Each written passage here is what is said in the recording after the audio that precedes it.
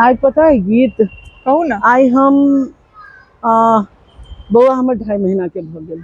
वाह। हमर पोता तने जी। लेकिन मम्मी यहाँ लागे नहीं छी बिल्कुल दादी सन के, यहाँ तो एकदम संतूर दादी लागे छी। ए लड़की ऐसे मत बोलो, हम अपन पोता से हमर पोता से पूछियो हम केहन दादी छियै।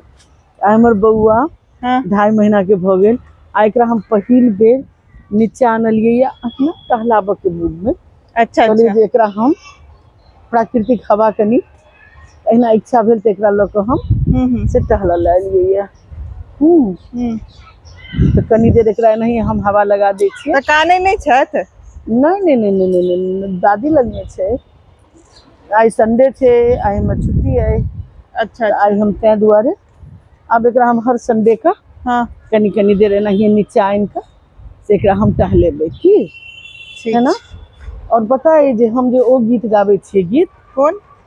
तोरा मैओ ने झूलल को, तोरा बापो ने झूलल को, तोरा हम ही झूलेबो झूलना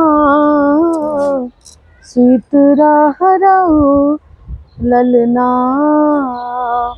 अहाँ यकीन नहीं मानबे, ई चाहे भूखल किया नहीं होय, लेकिन ई पूरा गीत गबैत गबैत कोनो भी कीमत पर ई सुत रहे छै। वाह। एक तरह से गीत सुन के एकरा सुतऽ के आदत भ गेलै है।